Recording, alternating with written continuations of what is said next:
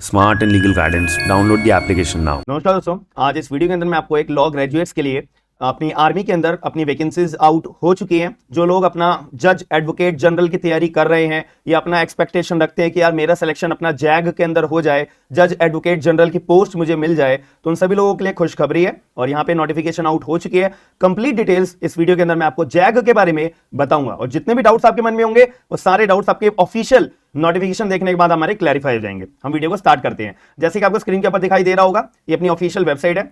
तो यहां पर क्या है, जैग अपनी 33 हमारी लेटेस्ट अपनी नोटिफिकेशन है। आप लोग याद रखिएगा कि पुराने एडवर्टाइजमेंट भी आपको देखने को मिलेंगे। आप सर्च करोगे गूगल पे या कहीं और भी, तो वो पुराने मत देखना। 33rd वाली वैकेंसी आउट हो चुकी है। कहीं पे आपको दिख रही है 32 वाली, तो समझ लेना वो पुरानी वाली है, नई वाली है 33rd। तो यहाँ पे क्या है कि आपको अनमैरिड होना जरूरी है। आप शादी नहीं कर सकते। कोई व्यक्ति अपना शादी कर चुका है, भले ही वो एज लिमिट के अंदर आता होगा, वो अप्लाई नहीं कर सकता। याद रखना, भले आप लड़का हो या लड़की हो, अनमैरिड हो अगर अनमैरिड हो तो ही आप अप्लाई करोगे। दूसरी बात, सिटीजन ऑफ इंडिया आप होने चाहिए। तीसरी बात, आपकी उम्र जो है 21 साल से लेके 27 साल की आपकी उम्र होनी चाहिए। देखो लिखा है ना, 21 से लेकर 27 साल की उम्र आपकी होनी चाहिए। अगर आप इस 21 साल से ऊपर और 27 साल से नीचे हो, कम उम्र के हो और अनमैरिड हो और सिटीजन ऑफ इंडिया आपके पास है, आप अप्लाई कर सकते हो। ये क्लियर तौर पे मैंने आपको बता रखा है। और यहाँ पे जो आपकी उम्र है ना, वो कैलकुलेट करी जाएगी कहां से, जो आपकी 10वीं की मार्कशीट होगी उसके अंदर जो डेट ऑफ बर्थ लिखा होगा, जो आपकी 12वीं की मार्कशीट होगी उसके ऊपर जो डेट ऑफ बर्थ लिखा होगा,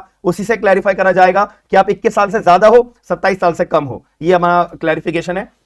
यहाँ पे जो है, आपको अगर अप्लाई करना है तो आपके एलएलबी में 3 साल वाली, आपके एलएलबी में 5 साल वाली 55% होनी मैंडेटरी है, याद रखना। साथ ही में आपने क्लैट पीजी 2023 वाला देना होना जरूरी है। तो जो आपका क्लैट पीजी 2023 का जब आप दोगे, जो आपका स्कोर कार्ड आएगा और जब आपकी एप्लीकेशन शॉर्टलिस्ट होगी, तो वो क्लैट का पीजी का 2023 का आपका जो स्कोर कार्ड होगा वो आपको इंटरव्यू पे लेके जाना पड़ेगा। अगर आप नहीं लेके जाओगे, सॉरी, आपको अलाउ नहीं करा जाएगा, वहीं से वहीं आपको घर भेज दिया जाएगा। ये मैंडेटरी है, याद रखिएगा।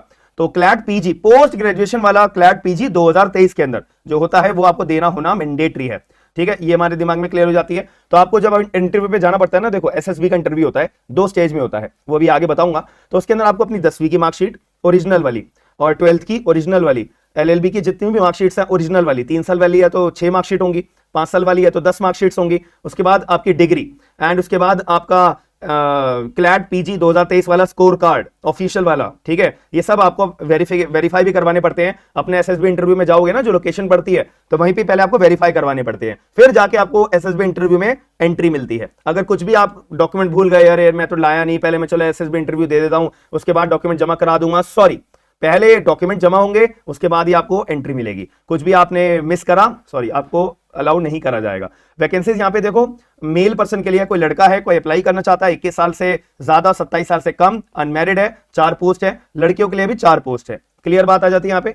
अब यहाँ पे टेन्योर पीरियड में थोड़ा सा आपको एक्सप्लेन कर देता हूं। देखो क्या होता है कि अगर कोई जैग का अपनी सारी स्टेजेस पूरी करने के बाद में सेलेक्ट हो जाता है, अब वो लड़का हो या वो लड़की हो, उनको जो है 14 सालों की एक इनिशियल एक पोस्ट दी जाती है। ठीक है, हालांकि पहले तो 10 साल की होती है, फिर एक्सटेंडेबल 4 साल और कर दिए जाते हैं, टोटल मिला के 14 साल के लिए आपको हायर करा जाता है। उसके बाद आपका दोबारा एक फिटनेस टेस्ट होता है, फिर देखा जाता है कि हाँ ये बंदा फिट है, फिर आपसे कंसेंट ली जाती है कि आप आगे सर्विसेज करना चाहते हो जैग के तौर पे अपना आर्मी के साथ में। फिर उसके बाद आपको दूसरी पोस्ट दे दी जाती है, फिर टाइम टू टाइम आपका प्रमोशन होता रहता है टिल रिटायरमेंट, याद रखिएगा। तो ये अपना पूरा का पूरा मैंने आपको जितना टाइम ये बताया, मैंने आपको क्लियर तौर पे बता दिया है। 6 महीने का प्रोबेशन पीरियड होता है कि जब आप अपना सेलेक्ट होते हो तो 6 महीने तक आपको ऑब्जर्वेशन में रखा जाता है कि कैसा इनका काम करने का तरीका है, इनको हायर करा जाए ना करा जाए, वगैरह वगैरह। 6 महीने का लिखा, देखो पीरियड ऑफ प्रोबेशन कितना, 6 महीने का होता है।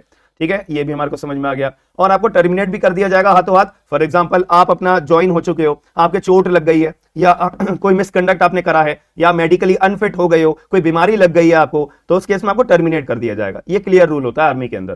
ठीक है, एंड यहाँ पे आपको जब आपका सिलेक्शन होता है तो उस केस में ना आपको 49 वीक्स की ट्रेनिंग करनी होती है। पहले कहां पे होती है, officers training academy OTA Chennai के अंदर। तो वहां पे आपको ट्रेनिंग पे भेजा जाएगा 49 वीक्स के लिए। और जब आप ट्रेनिंग कर रहे होगे ना, तो साथ साथ आपका एक डिप्लोमा कोर्स भी हो जाता है, जिसको हम बोलते हैं post graduate diploma in defence management and strategic studies के अंदर। और ये यूनिवर्सिटी ऑफ मद्रास से आपको ऑफिशियल एक तरह से डिग्री भी मिलती है। अब इतना समझ लीजिए।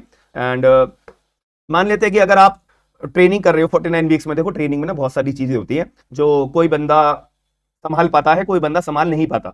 मतलब एक जैसे होता है ना कि आपको किसी से मिलने नहीं दिया जाएगा, घर वापसी नहीं जाने दिया जाएगा वगैरह वगैरह, ये एक तरीके से आपका परिश्रम होता है। तो उस केस में कुछ लोग होते हैं हाँ हैंडल कर जाते हैं, कुछ लोग अगर कहते हैं नहीं नहीं नहीं मुझे घर जाना है, मेरे से नहीं हो पा रहा है, ऐसे केस में आपको अलाउ कर दिया जाएगा। लेकिन जो सरकार ने आपके ऊपर खर्चा करा है, ट्रेनिंग करवाई है, सिलेक्शन करवाया है, पूरी इतना ज्यादा मैनेजमेंट का जो खर्चा है, तो आपने जितना भी टाइम वहां पे काटा होगा तो 16,260 रुपए पर वीक के हिसाब से आपको पे करने पड़ेंगे, याद रखिएगा।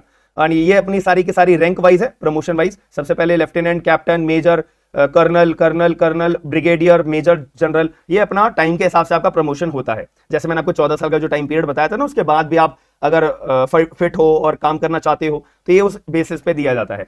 सबसे पहले आपकी सैलरी रहेगी 56,100 रुपए से लेके 1,77,500 रुपए। जैसे मैंने कहा कि आप 14 साल के लिए रहोगे तो 14 साल तक आपको 56,100 रुपए थोड़ी ना मिलेंगे, आपका टाइम टू टाइम सैलरी के अंदर भी इंक्रीमेंट होगा और मैक्सिमम आपको 1,77,500 रुपीज जो बेसिक पे के तौर पे मिलते हैं। मैं बेसिक पे कह रहा हूं क्योंकि अलाउंसेस अभी मैंने काउंट नहीं करे, अलाउंसेस बहुत सारे हैं, बहुत सारे अलाउंसेस होते हैं, डिपेंड करता है कि आप कहां पे आपकी पोस्टिंग लगी है और कैसे तरीके का आपको काम दिया जा रहा है। जैसे एक MSP का एक अलाउंस होता है 15,500 रुपए का, वो फिक्स है पर मंथ, वो अलग मिलेगा, ठीक है। एक आपको फिक्स स्टाइपेंड भी दिया जाता है जो मैंने कहा 56,100 रुपए, वो एक अलग मिलेगा। एंड उसके बाद आपको जो है पैरा अलाउंसेस 10,500 रुपए वो अलग मिलेंगे एंड 2,625 रुपए अलग मिलेंगे। ये सारे अलाउंसेस है जो अलग मिलते हैं बेसिक पे के अलावा।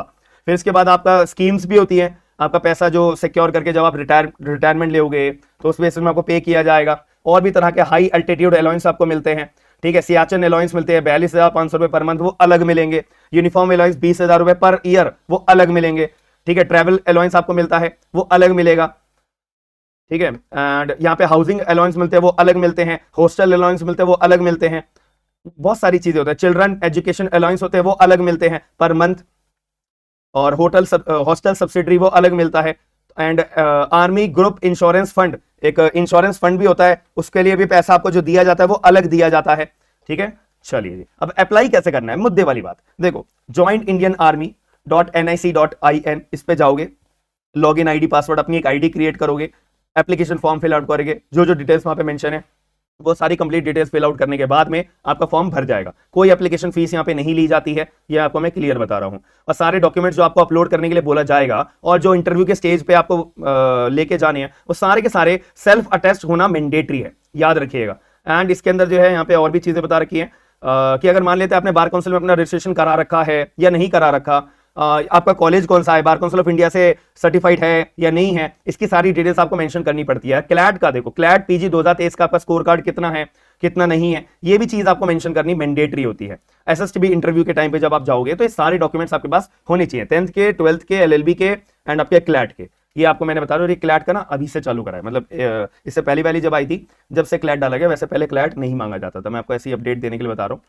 फिर सिलेक्शन कैसे होगा मेरा, अब क्या होता है कि पहले आपका एसएसबी इंटरव्यू होता है, जो 5 दिन का आपका इंटरव्यू चलेगा, 2 स्टेजेस में आपका इंटरव्यू चलेगा। कहां पे होता है, देखो, आपको लॉगिन आईडी पासवर्ड जो आपने क्रिएट करा होगा, जब आप फॉर्म फिल आउट कर चुके होंगे, लास्ट डेट बंद हो चुकी होंगी, उसके बाद आपके पास ऑप्शन आता है कि आपको एसएसबी इंटरव्यू देने कहां जाना है, इलाहाबाद में जाना है, भोपाल में जाना है, बेंगलोर में जाना है, जालंधर में जाना है। तो ये फर्स्ट कम फर्स्ट बेसिस होता है। अगर आपने लॉगिन आईडी पासवर्ड नहीं डालने के बाद अगर नहीं सेलेक्ट करा, कोई बात नहीं, ये कमीशन अपने हिसाब से आपको सेंटर अलॉट कर देता है। तो एसएसबी इंटरव्यू के अंदर आपका 2 स्टेज में होता है, स्टेज 1, स्टेज 2। अगर आप स्टेज 1 क्लियर कर लेते हो तो आपका स्टेज 2 में भेजा जाएगा। अगर आप स्टेज 1 क्लियर नहीं कर पाते, सॉरी, आपको वहीं से घर भेज दिया जाएगा। ये क्लियर रूल है इनका, ठीक है। फिर इसका आपका मेडिकल एग्जामिनेशन होता है, फिर और भी अपने मेरिट लिस्ट प्रिपेयर होती है। मेरिट लिस्ट में आपका नाम आ जाता है, आप सिलेक्टेड हो, और जो मैंने भी आपको प्रक्रिया बताई है, ट्रेनिंग कर, फिर आपको ट्रेनिंग पे भेज दिया जाएगा। अलाउंसेस जो मैंने आपको बताया वो सारे मिलेंगे।